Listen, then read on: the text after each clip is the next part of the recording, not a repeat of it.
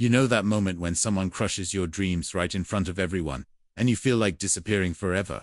Well, what if I told you that exact moment became the catalyst for the most satisfying career transformation of my life? Stay with me, because what happened next will blow your mind, and might just change how you view every setback in your career. I'm Sarah, and 18 months ago, I was just another face in the corporate crowd at Technova Solutions, earning a decent salary but feeling completely invisible. My boss, Mark Davidson, had this incredible talent for making people feel small. He was one of those managers who seemed to get energy from crushing other people's spirits, especially mine. Picture this: a man in his mid-40s who wore the same 3 rotating ties, always carried his coffee mug like it was a weapon, and had mastered the art of making you feel grateful for his criticism. But here's the thing about people like Mark: they have no idea. When they're about to make the biggest mistake of their professional lives, it all started on a Tuesday morning that felt like any other. I was sitting in my cramped cubicle, responding to emails and pretending to be engaged with quarterly reports that honestly bored me to tears. The fluorescent lights hummed overhead, casting that sickly office glow that makes everyone look slightly green. My desk was positioned perfectly so Mark could see my screen from his office, which he did regularly, like a hawk watching for any sign of personal activity during work hours. You see, for the past year, I'd been secretly working on something that genuinely excited me. A side project teaching digital marketing strategies to small business owners. It wasn't much, just a few online courses and some one-on-one consulting, but it was mine. It was the first thing in years that made me feel alive, that made me jump out of bed in the morning with actual purpose. While my colleagues were binge Netflix after work, I was creating content, researching trends, and having genuine conversations with entrepreneurs who were building something from nothing. The work itself was intoxicating. There's something magical about helping a struggling restaurant owner understand why their Facebook ads weren't working, or showing a fitness trainer how to create Instagram content that actually converts followers into paying clients. These weren't theoretical exercises or corporate initiatives designed by committee. These were real problems with real solutions that created real impact in people's lives. I remember one particular success story that had me buzzing with excitement. Maria, who owned a small bakery downtown, had been struggling to attract customers beyond her immediate neighborhood. Her pastries were incredible. Seriously, her croissants could make you weep with joy, but nobody knew she existed. After working with her for just 3 weeks, implementing a simple content strategy and some targeted local advertising, her weekend sales had tripled. She sent me a photo of the line outside her shop on a Saturday morning, and I literally got teary-eyed staring at my phone. But I kept all of this quiet at work. In the corporate world I inhabited, having a side business was viewed with suspicion. There were unspoken rules about loyalty and focus, and Mark had made it clear on multiple occasions that he expected our complete dedication to Technova's clients. So I lived this double life: corporate drone by day, passionate entrepreneur by night.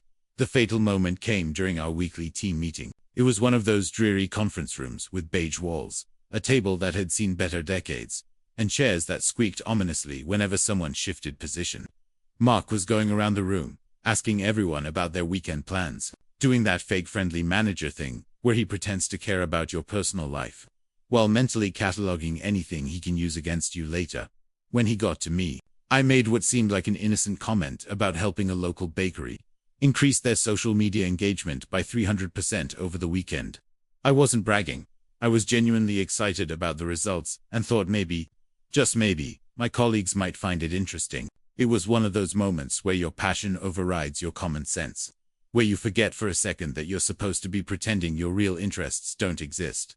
Mark's face changed instantly. That fake smile vanished, replaced by something cold and calculating.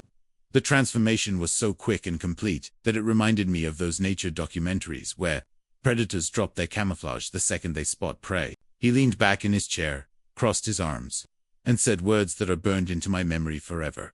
"Sarah, I appreciate your entrepreneurial spirit, but let's be realistic here. Your little side project is cute, but it's just a hobby.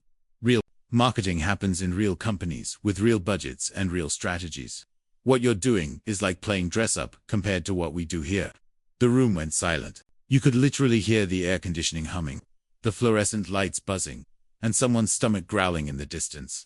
My face burned with embarrassment as 12 pairs of eyes stared at me. Some looked sympathetic, others seemed relieved it wasn't them in the hot seat. Jennifer from accounting was examining her fingernails with sudden intense interest. Tom from creative was doodling in his notebook like his life depended on it. But Mark wasn't done. He continued, his voice carrying that particular tone of condescension that only middle management can truly master. I hope this isn't distracting you from your actual responsibilities here. We pay you to focus on our clients, not to play marketing consultant in your spare time. And frankly, Sarah, I'm concerned about potential conflicts of interest.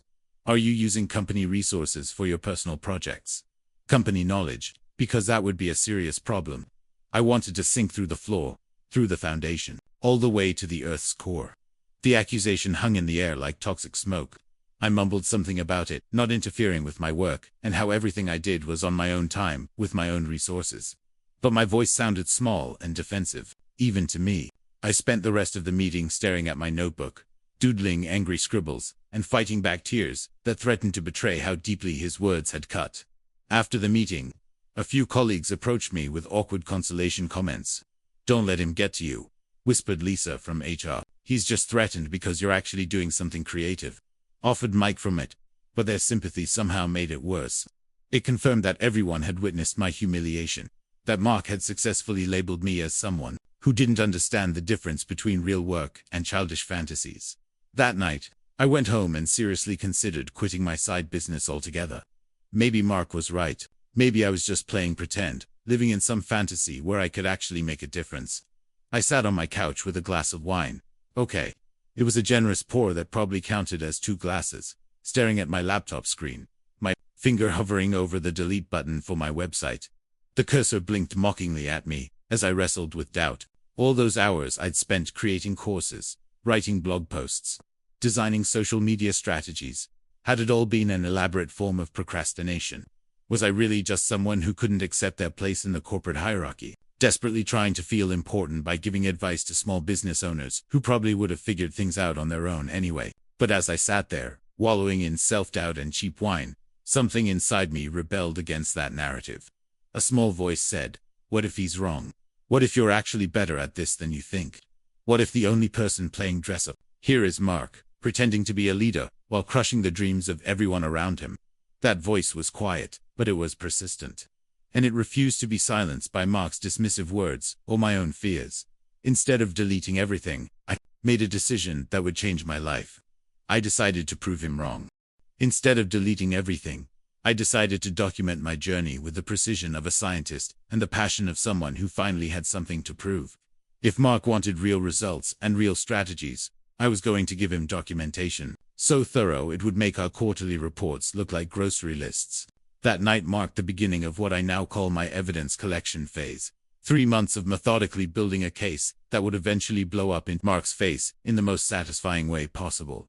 I started creating detailed case studies of every client I worked with, tracking metrics religiously with the obsessiveness of someone who knew their professional reputation was on the line. Every interaction, every strategy, every result was documented with screenshots, analytics reports, and most importantly, video testimonials from my clients. I wasn't just helping businesses anymore. I was building an arsenal of proof that would be impossible to dismiss as playing dress-up. The bakery owner I'd helped that weekend, Maria, agreed to a 15-minute video interview where she explained how my strategies had transformed her business. But she wasn't just talking about social media numbers. She was talking about real revenue increases, new customers walking through her door, and how she'd finally found her voice online. In the video, she held up her financial statements, showing a 400% increase in weekend sales and a 250% boost in weekday traffic. Before working with Sarah, she said, looking directly into the camera, I was invisible. Now I have customers, driving from 3 towns over just to try my pastries. That video became my template. I started requesting detailed testimonials from every client, asking them to be specific about results, to show documentation when possible, and to explain not just what changed, but how it felt to see their businesses grow. The responses were incredible. Tom, who ran a local fitness studio, explained how my social media strategy had helped him go from 12 regular clients to a waiting list of over 60 people. I went from worried about paying rent to actually having to hire additional trainers, he said, grinning into his phone camera. But it wasn't just about the numbers. Though the numbers were impressive, it was about the transformation stories. Rebecca, who owned a small marketing consultancy, described how my personal branding strategies had helped her land her first six-figure client. Sarah didn't just teach me tactics. She explained in her testimonial. She helped me understand my value and communicated confidently. I went from charging $50 an hour to closing $100,000 contracts. Over the next few months, something incredible started happening. Word spread about my results faster than I could keep up with. It started with referrals from existing clients, then expanded to their networks, and eventually reached entrepreneurs I'd never met who had heard about my work through third and fourth degree connections. My client list began growing faster than I could handle, and I found myself in the enviable position of having to turn away potential clients because I simply didn't have enough hours in the day. But I kept everything quiet at work. I wasn't ready for another public humiliation, and honestly, I was enjoying the secret satisfaction of knowing that while Mark was busy crushing spirits in conference rooms, I was building something extraordinary that he couldn't even imagine. During lunch breaks, while my colleagues complained about their weekend plans or discussed whatever drama was unfolding in their personal lives, I was responding to client emails and refining strategies that were generating real results for real businesses. The work was incredibly fulfilling, but it was also exhausting. I was essentially working two full-time jobs, one that paid my bills but drained my soul, and another that energized me but demanded every spare moment I had. My social life disappeared completely. Dating became impossible. I lived on takeout and coffee, and my apartment looked like a hurricane had swept through it, leaving behind a trail of marketing books, legal pads covered in strategy notes, and empty energy drink cans. But the results kept coming. A local restaurant saw their delivery orders increase by 300% after implementing my social media strategy. A tech startup gained 50,000 email subscribers in 6 weeks using my content marketing framework. A beauty salon went from struggling to pay their lease to booking appointments 3 weeks in advance. Each success felt like a small victory against Mark's dismissive words, proof that my hobby was creating value that traditional corporate marketing strategies couldn't match. The real breakthrough came when I started working with increasingly sophisticated clients. What had begun as helping local small businesses evolved into consulting with fast-growing startups and established companies looking to modernize their marketing approaches. These weren't mom-and-pop shops anymore. These were businesses with marketing budgets, experienced teams, and high expectations. One client, in particular, changed everything. Dataflow Dynamics was a B2B software company that had been struggling to generate qualified leads.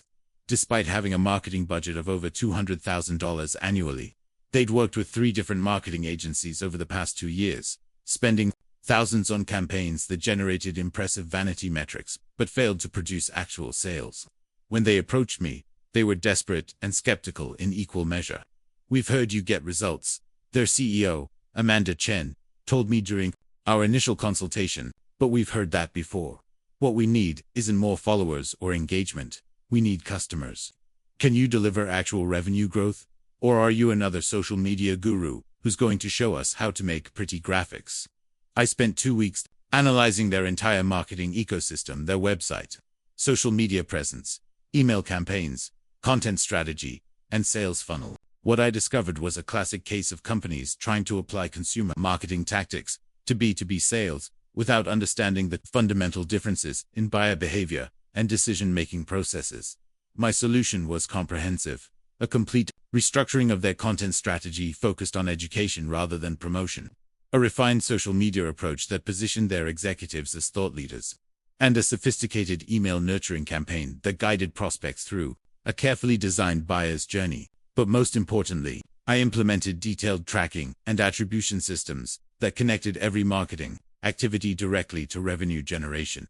The results were staggering. Within 3 months, Dataflow Dynamics saw a 180% increase in qualified leads and a 250% improvement in their sales conversion rate. But the real validation came when Amanda sent me their quarterly financial report, showing $1.2 million in new revenue, directly attributed to the strategies I'd implemented. "Sarah," she wrote in the email accompanying the report, "you've done something that 3 professional marketing agencies couldn't accomplish. You've proven that marketing can be both creative and measurably profitable." That testimonial video became my secret weapon. Here was a sophisticated business leader with decades of experience, explaining how my strategies had delivered results that established agencies had failed to achieve. when Amanda described my work as the most impactful marketing transformation our company has ever experienced. I knew I had something that couldn't be dismissed as amateur enthusiasm or beginner's luck. But the most satisfying moment of this period came from an unexpected source. I was having coffee with a former colleague who had left Teknova 6 months earlier to join a competitor. "You know," she said, stirring her latte thoughtfully, "I keep hearing your name in marketing circles. People are talking about this consultant who's getting incredible results for all kinds of businesses. I had no idea you were doing that kind of work when we were sitting in those boring meetings with Mark." That comment hit me like a lightning bolt. While I'd been quietly building my reputation and client base, word was spreading through professional networks that I hadn't even realized I was part of. My work was being discussed in boardrooms and marketing conferences by people who had no idea I was still sitting in a cubicle at Teknova, pretending to care about quarterly reports, while Mark continued his reign of creative destruction. I realized that I wasn't just building a side business anymore. I was developing expertise that the broader marketing community was beginning to recognize and value. The question was no longer whether my work was legitimate, but when I would have the opportunity to prove it to the people who had dismissed it. That opportunity was coming sooner than I could have imagined. The opportunity I'd been unconsciously preparing for arrived wrapped in a crisis that threatened to destroy everything Mark had built at Teknova. It was a Monday morning in early October when our CEO, Jennifer Walsh, called an emergency meeting for the entire marketing department. The conference room that had witnessed my humiliation 6 months earlier was about to become the stage for the most dramatic reversal of fortune I could have imagined. Jennifer looked exhausted and frustrated. As she stood at the head of the table, her usually perfect composure cracked like a facade that could no longer hold. "We have a problem," she began, her voice carrying the weight of someone who'd been dealing with crisis management all weekend. "Meridian Hotels, our biggest account, is threatening to terminate their contract. They're giving us one final opportunity to present a campaign that will convince them to stay, or they're taking their $2 million annual budget elsewhere." The silence in the room was deafening. Meridian Hotels represented almost 15% of Teknova's total revenue. Losing them wouldn't just mean budget cuts. It would mean layoffs, downsizing, and probably the end of several careers, including Mark's. I watched his face drain of color as the implications sank in. This wasn't just a professional setback. It was an existential threat to the entire department. "They've made it clear that our current strategies aren't working," Jennifer continued, referring to a thick folder of documents on the table. "Their occupancy rates have been declining for 8 months, despite our campaigns. Their social media engagement is flat. Their direct bookings are down 18% year-over-year. They want innovation, creativity, and most importantly, they want proven results. They're not interested in excuses or promises. They want to see evidence of strategies that actually work." Mark immediately launched into his usual defensive routine, explaining how market conditions were challenging, how the hospitality industry was facing unprecedented headwinds, how their expectations were unrealistic given the current economic climate. But Jennifer's expression made it clear that she wasn't interested in hearing explanations for failure. She wanted solutions. "Does anyone in this room have experience with innovative marketing strategies that have delivered measurable results?" she asked, scanning the faces around the table. The question hung in the air like a challenge. My colleagues looked at their notebooks, suddenly finding their pens fascinating. Mark cleared his throat, preparing to launch into another explanation about industry complexities. And then, almost without conscious thought, I raised my hand. The room turned to look at me with expressions ranging from surprise to skepticism. Mark's face went through several color changes, settling on a particularly unflattering shade of red. "Sarah," Jennifer said, her voice curious rather than dismissive, "what kind of experience are you referring to?" My heart was pounding so hard. I was sure everyone could hear it, but my voice came out steadier than I felt. "I've been working with various businesses on digital marketing strategies, and I've developed some approaches that have delivered significant results." I pulled out my phone, navigating to one of my most impressive client testimonial videos. "Would you like to see an example?" Without waiting for permission, because I knew if I hesitated, I'd lose my nerve, I connected my phone to the conference room display system. The room filled with Amanda Chin's voice as she explained how my strategies had transformed data flow dynamics, marketing performance. She held actual financial reports, showing revenue increases that most marketing campaigns could only dream of achieving. In 3 months, Sarah's strategies generated over $1.2 million in new revenue for our company, Amanda said on the screen. She didn't just improve our metrics, she fundamentally changed how we think about marketing. What she accomplished in 90 days, 3 previous agencies couldn't achieve in 2 years. The room was completely silent. Jennifer leaned forward, her full attention focused on the video. When it ended, she looked at me with an expression I'd never seen from anyone at Technova. Genuine respect mixed with curiosity. "How many clients have you worked with using these strategies?" she asked. I took a deep breath and began explaining my client portfolio. The local bakery that had tripled weekend sales. The fitness studio, with a 60-person waiting list. The tech startup that gained 50,000 email subscribers in 6 weeks. The restaurant chain that saw 300% growth in delivery orders. As I spoke, I could see Jennifer's expression changing from polite interest to genuine excitement. Mark tried to interject, suggesting that maybe someone more senior should handle such an important account, that perhaps we needed to bring in an outside consulting firm, that surely there were more experienced options available.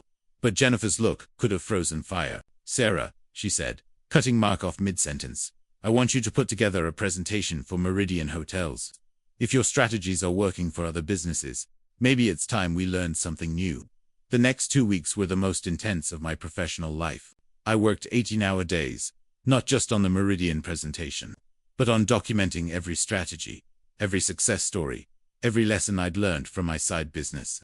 I created a comprehensive digital marketing framework that I called the Authentic Growth Method, a system focused on genuine connection, value-driven content, and measurable results. But this wasn't just about compiling existing work. I spent hours researching Meridian Hotels, specifically their brand positioning, their target demographics, their competitive landscape, and most importantly, their current marketing failures. I analyzed their social media presence, their website user experience, their booking funnel, and their customer review patterns. What I discovered was a classic case of a traditional hospitality company trying to apply outdated marketing approaches to a digital-first world. The Meridian Hotels chain had beautiful properties and excellent service, but their marketing felt like it was stuck in 2010. Their social media posts were generic stock photos with uninspiring captions. Their website looked professional, but felt sterile and impersonal.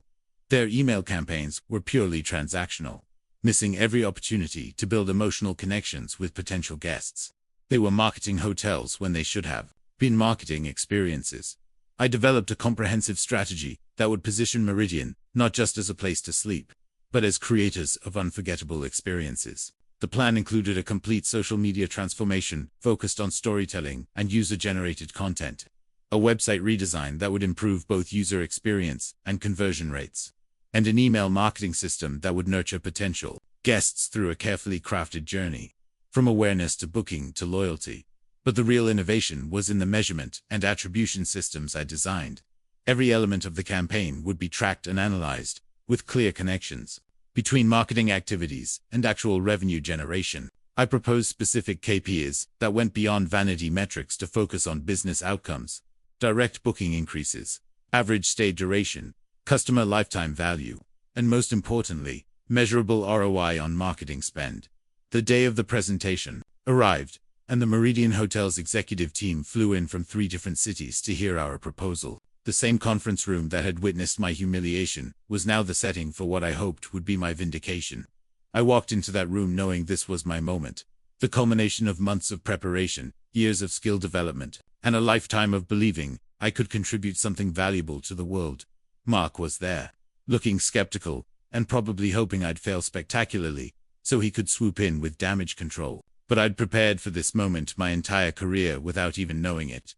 Every late night spent learning new marketing techniques, every client's success story, every failure that had taught me valuable lessons, it all led to this presentation. I started with a bold statement. What if I told you that the most effective marketing strategies don't feel like marketing at all? Then I walked them through case study after case study, showing them real businesses with real results. I demonstrated social media campaigns that had generated millions in revenue, email strategies that achieved 40% open rates, and content marketing approaches that had turned small local businesses into regional powerhouses. But the real magic happened when I showed them my proposed strategy for their hotel chain. I presented a comprehensive plan that would transform them from a traditional hospitality company into a modern experience brand. I showed them mock-ups of social media campaigns that would make people dream about staying at their properties, email sequences that would build anticipation and excitement, and website improvements that would turn browsers into bookers. The questions started immediately. Detailed technical questions that showed they were genuinely interested. The conversation went on for over 2 hours, with them requesting specific examples, asking about implementation timelines, discussing budget allocations, and exploring potential challenges. Mark sat in the corner, looking like he'd swallowed something particularly unpleasant, occasionally trying to contribute, but clearly out of his depth in discussions about conversion optimization and marketing automation. 3 days after the presentation, Jennifer called me into her office, and I knew from her expression that everything was about to change. She was practically glowing with the kind of excitement that only comes from solving a major crisis. And there was something in her eyes that I'd never seen when she looked at me before. The recognition that I wasn't just another corporate employee, but someone who had genuinely valuable expertise to offer. "Sarah," she said, gesturing for me to sit down, "I've just gotten off the phone with Robert Martinez from Meridian Hotels. They've not only decided to stay with Teknova, but they've also increased their contract by 40% specifically to implement your strategies. They want you personally managing their account, and they're willing to pay premium rates for what they're calling the most innovative marketing proposal they've seen in 5 years." I literally couldn't speak. The words hung in the air while my brain tried to process what I was hearing. Meridian Hotels hadn't just been saved. They'd been transformed from a client threatening to leave into one willing to increase their investment by nearly $1 million annually. My hobby, the side project that Mark had dismissed as playing dress-up, had just generated more new revenue than most marketing campaigns achieve in their entire lifespan. But Jennifer wasn't finished. She leaned back in her chair with the satisfied expression of someone who'd just discovered a hidden treasure in their own backyard. "I've been doing some research into your side business, and I'm impressed by what I've found. Your client testimonials are outstanding. Your results are documented and verifiable. And frankly, your approaches are more innovative than anything we've been doing here." She paused, and I could see her choosing her words carefully. "I want to offer you the position of Director of Innovation Strategy. Your job will be to lead a company-wide transformation of our marketing approaches, based on the methods you've developed." Director of Innovation Strategy. The title was so far beyond anything I'd imagined that it took several seconds for the implications to sink in. This wasn't just a promotion, it was a complete reversal of the corporate hierarchy. 6 months earlier, Mark had humiliated me in front of the entire team by calling my work a joke. Now, I was being offered a position that would put me 2 levels above him in the company structure. "The role comes with a 60% salary increase," Jennifer continued, "plus performance bonuses based on client results. You'll have your own team, your own budget, and complete autonomy to implement your strategies across all our accounts. Essentially, we want you to do for every client what you just did for Meridian Hotels." I managed to stammer out an acceptance, though I'm pretty sure my voice cracked with emotion. The irony was so perfect, it felt like the universe had a sense of dramatic timing. The person who'd been dismissed as unprofessional was being given one of the most important roles in the company. The side project that had been called a hobby was becoming the foundation for Teknova's future growth strategy. But Jennifer had one more surprise. "There's something else I want to discuss," she said, her eyes twinkling with what I can only describe as mischievous satisfaction. "I want you to design and lead a company-wide workshop series. Every employee, from interns to senior management, will attend your sessions on modern marketing strategies. This includes Mark and his entire team." The workshop series became the most well-attended training program in Teknova's history. I designed a comprehensive curriculum that covered everything from social media psychology to conversion optimization, from content strategy to marketing automation. But more than just sharing techniques, I shared my story. I talked about the importance of pursuing your passions, even when others dismiss them. I discussed how failure and humiliation can become fuel for extraordinary success if you refuse to give up on your vision. The first workshop was surreal. There I was, standing at the front of the same conference room where Mark had humiliated me, teaching marketing strategies to the same colleagues who had witnessed my embarrassment. But the dynamic had completely shifted. Instead of polite skepticism, I saw a genuine engagement. People were taking notes, asking thoughtful questions, and requesting additional resources to implement what they were learning.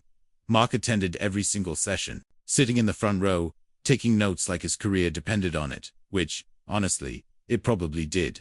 The man who had dismissed my expertise was now learning from the very approaches he'd called amateur. During one particularly memorable workshop on authentic leadership, I caught his eye and said, "Sometimes what looks like a hobby from the outside is actually expertise in development.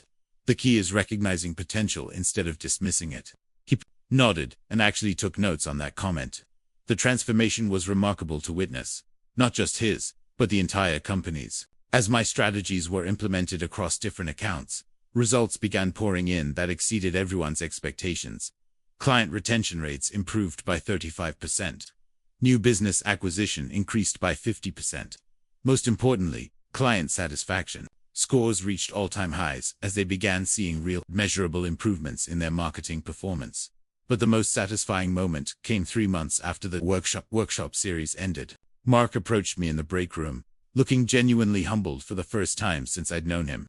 The arrogance that had defined his leadership style had been replaced by something I'd never seen from him before: genuine respect and acknowledgement of his mistake. "Sarah," he said, his voice carrying none of its usual condescension, "I owe you an apology.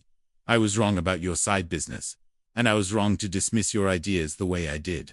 What you've accomplished is remarkable, and I've learned more from your workshops than from any training I've attended in my entire career." It wasn't just an apology, it was validation that sometimes the best revenge is simply proving people wrong through your success. He continued, "I've been managing people for 15 years, and I realize now that I've probably dismissed other innovative ideas because they didn't fit my narrow definition of professionalism. You've taught me that expertise can come from unexpected places, and that experience isn't always measured by time spent in corporate environments. Today, my former side hustle has become the foundation for Technova's most successful marketing strategies. We're landing bigger clients, generating better results, and I'm leading a team of 12 people who are passionate about innovative marketing approaches. The business I once ran from my kitchen table has evolved into a core competency for a company that employs over 200 people. My joke side project now generates millions in revenue annually for Technova, and I've been invited to speak at marketing conferences across the country about the transformation strategies I developed. But more than the professional success, more than the salary increase or the impressive title, what satisfies me most is knowing that I never gave up on something I believed in, even when the most important person in my professional world told me it was worthless. The skills you develop when you're working on something you genuinely care about, when you're solving real problems for real people, when you're learning by doing instead of just following instructions, those skills are often more valuable than anything you'll learn in a traditional corporate environment. My side business taught me things about marketing, psychology, and business strategy, but no corporate training program ever could have provided. If you're sitting there right now with your own side project, your own passion that someone has dismissed or minimized, I want you to know that your breakthrough moment might be closer than you think. Document your successes, no matter how small they seem. Collect testimonials from everyone you help. Track your results religiously. Build a portfolio of real work with real impact, because you never know when the opportunity will come to prove everyone wrong. And if you're the person who's been dismissing other people's dreams, who's been calling side hustles hobbies, or diminishing other people's entrepreneurial efforts, I want you to consider this. The person whose ideas you're dismissing today might be your boss tomorrow. The side project you're laughing at might become the strategy that saves your company. The amateur effort you're criticizing might be demonstrating more innovation and creativity than your entire professional department. The most successful people I know didn't climb the corporate ladder. They built their own ladder. They took their passions seriously, even when others didn't. They invested in themselves when no one else would.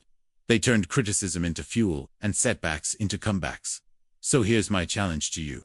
Whatever that thing is that you're working on in your spare time, whatever dream someone has told you is unrealistic, whatever passion project you've been hiding because you're afraid of being judged, take it seriously, invest in it, document it, share it, because your side hustle might not just be a hobby, it might be your future.